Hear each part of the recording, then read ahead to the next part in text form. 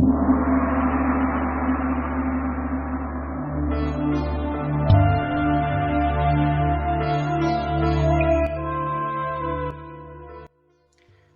morning, everyone.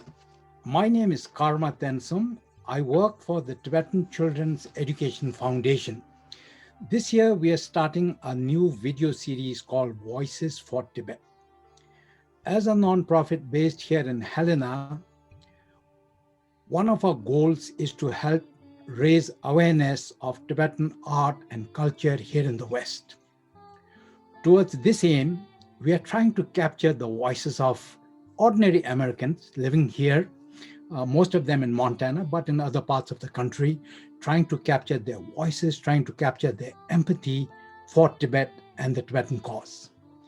This morning, I have a fascinating guest. I'm so happy that we have Venerable Lobsang Yonten join us. She is a practicing Buddhist nun, and I'm fascinated to have her on the program. Venerable Lobsang Yonten is an American-born Buddhist nun in the Tibetan tradition. She was ordained way back in 2003, and she's been practicing since 1994. Venerable Yonten moved to the Tibetanization Institute in Australia and studied intensively under Khensur Rinpoche Geshe Tashitsringla. And Tashitsringla was a Geshe from Seraje Monastery, and he was the former abbot at the Gyume Tantric College. She studied that between 2002, 2009, and then she completed her studies there.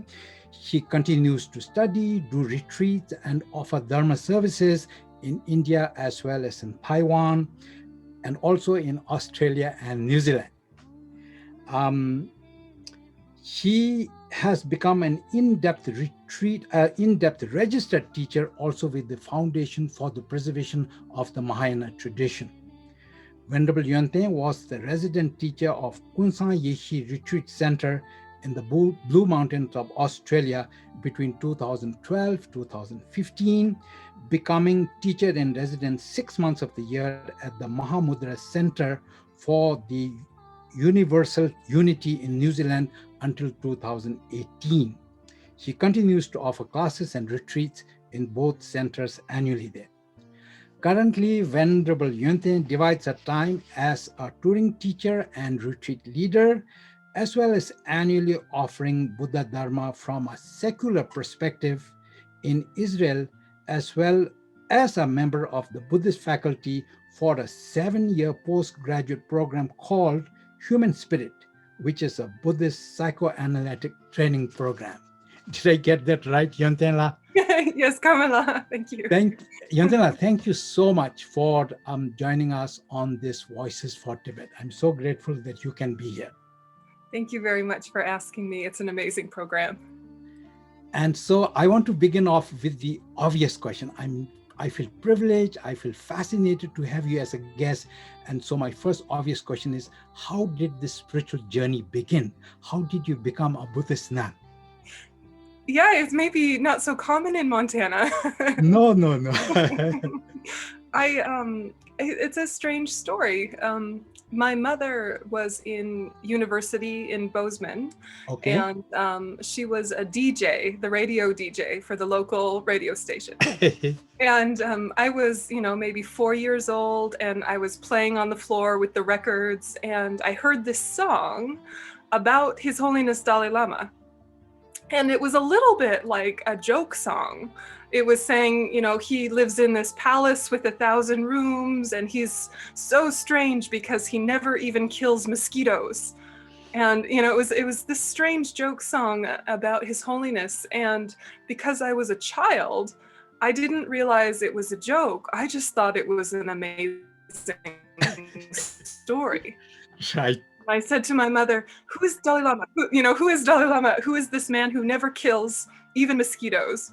Right. And my mother only knew like basic things. She said, he's a religious leader, and he escaped from Tibet because of the Chinese occupation, and maybe he's like the Pope for Buddhists. I don't really know, it just stuck in my head, this idea that this man lost his whole country, but he wasn't angry. Wow, that is so And true. that he was so kind that he wouldn't even kill tiny insect. So it was only two things in my mind as a child. You know, he lost his whole country, but he wasn't angry. He wouldn't kill even tiny insects. And that was enough for me to just think, he is the most wonderful person I ever heard of. And I want to be just like him when I grow up, you know, like a superhero, It's right, you yes. know? And so as a child, I liked to make lots of collages and mosaics out of magazines, and I was always cutting things out of magazines.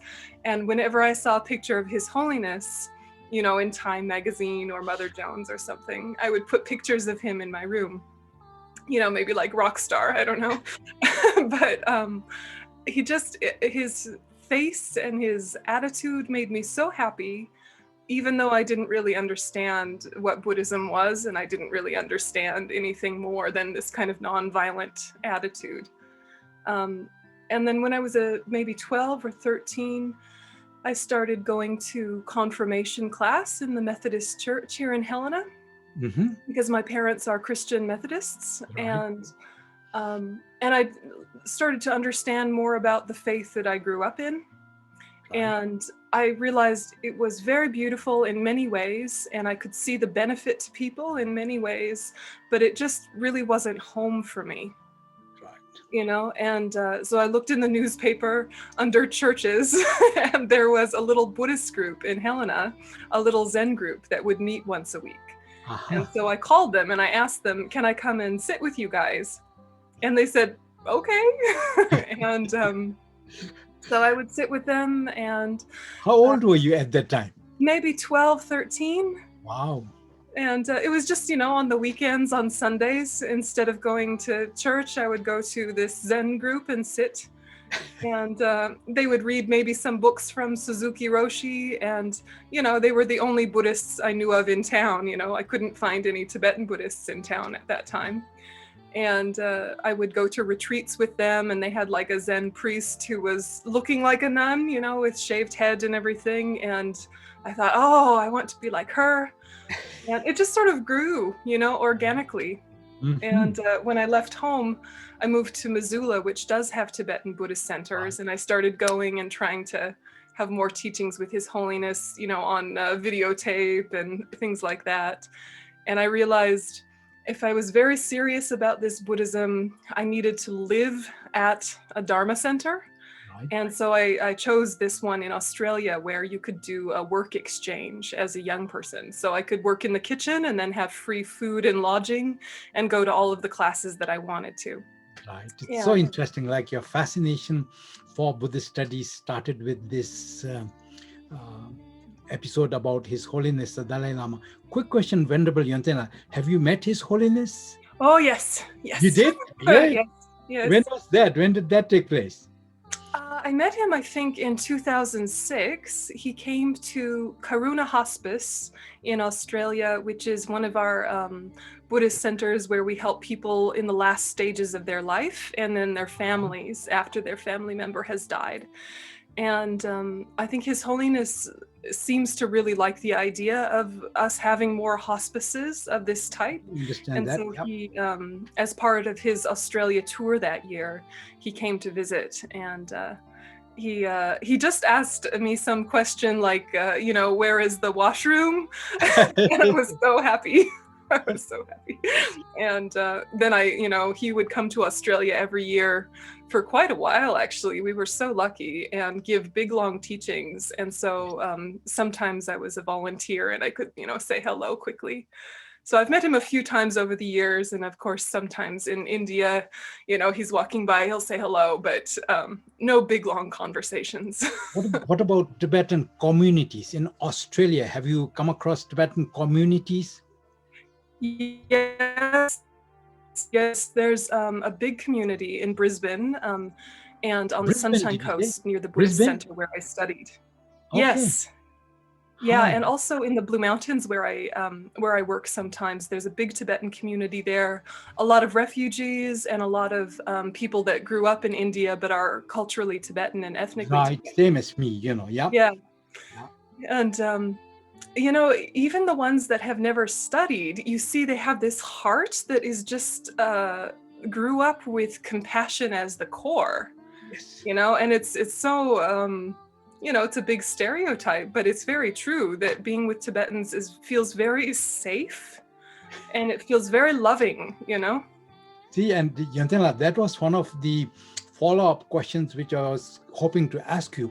As you know, in this program, we are hoping to capture inspirational voices. We're hoping to be an inspiration for people listening in, for Tibetans, trying to give hope through our own conversation which we have. And so one of the questions which I wanted to ask you is that we talk about the Tibetan spiritual heritage, and that is something that I'm truly proud of. I wanted to ask you whether there were any special Tibetan values or spiritual aspects that profoundly touched your life. I mean, it's like too many to count, but I remember this this memory of one time I was visiting India, and I was on a bus, and you know, crowded buses in India, and it's all very chaotic. And one Tibetan person was yelling into the window to another Tibetan person, and then handed over this big wad of money to them. And the other person put it in their jacket. And, you know, I turned to them and I said, "What was that all about?" And he said, "Oh, he wants me to bring this money to his sister who's in Dharamsala." Oh, Tibetans love to And do I that said, sort of thing. "Is he your friend?" And he said, "No, we never met." And I just thought this trust and this ethics and this generosity that this stranger would pass all this money to another stranger, knowing that would go to their relative in Dharamsala. And, you know, just because there was this link of ethics between them. And I just thought, this is amazing to be, you know, to grow up in this way with such a deep understanding of how important it is to respect each other. Yes. And you know, Venerable Yontenla, it gives me huge joy to hear you, say that, because as a Tibetan elder now, one of the things that I want to pass on to my daughters and to younger Tibetans is this, that although we are passing through perhaps the darkest period of our history, even if we don't have a country, we at least have a beautiful culture, and especially like the spiritual heritage that is beautiful, worth keeping, worth preserving.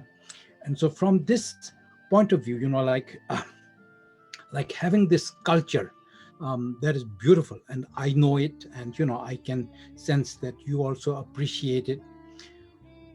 What are some things that people here in the West can help to preserve this culture? What can ordinary people do to make sure that the Tibetan culture doesn't die? Because we have to remember that in Tibet itself, it is facing extinction. Intentionally or otherwise, there's been some kind of cultural genocide going on for over half a century. And in fact, I find it ironical that the Tibetan culture may actually stand a better chance of survival in exile, in diaspora, than back in our mother country. So what can people with a heart for Tibet like Ani Yontenla, what can they do to help preserve this beautiful culture? Well, you know, I think, of course, we always have to take our directions from the people themselves that we want to help, you know, and always ask Tibetans themselves, what do you want? What do you need? But just, you know, what immediately comes to mind is access to education, specifically Buddhist education, you know, whether young people maintain their Buddhist values or not. I think that having an education is going to have this huge impact in linking people and keeping people connected. You know, they don't have to be great scholars of philosophy, but because there are so many negative influences in the West, it would be very easy for Tibetan culture to kind of become watered down or diluted. And I see that happen a little bit in India when I visit, that even, you know, 10 years ago, it seemed like the distinction between the Tibetan community and their values and some of the chaotic tourist community was very obviously different. And now it becomes a little bit more mixed, you know, and I would hate to see Tibetans lose that beautiful heart that makes them such a precious jewel in this world. So I think access to Buddhist education as well as secular education would be really important.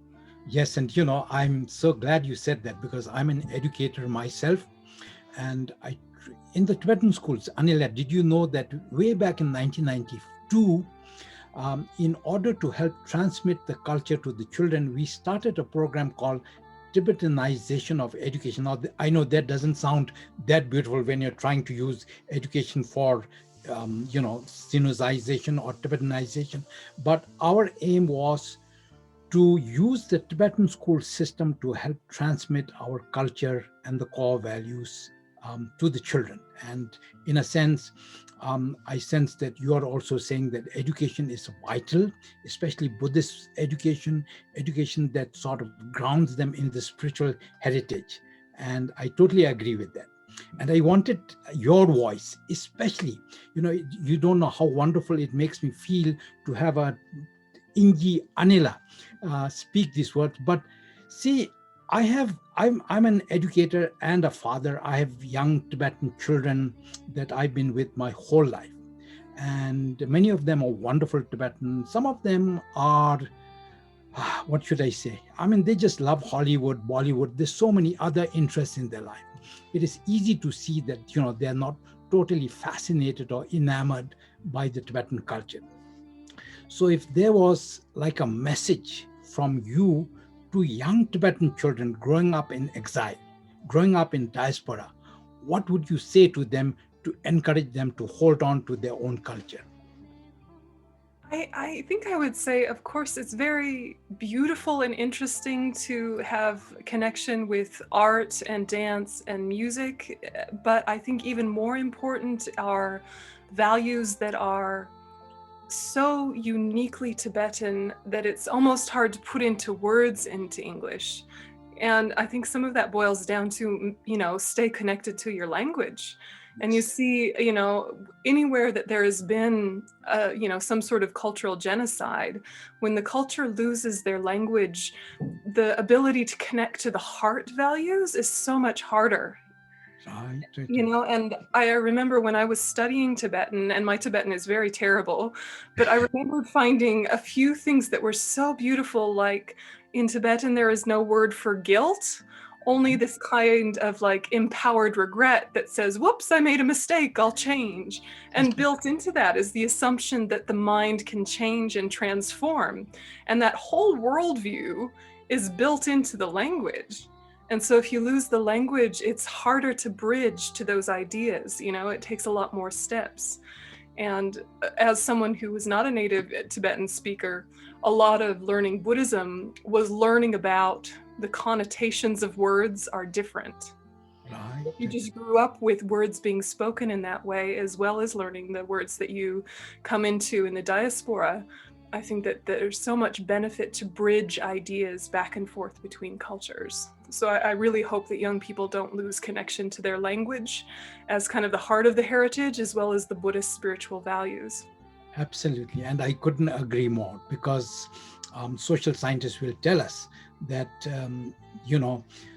we begin the decay of a culture when people forget the language.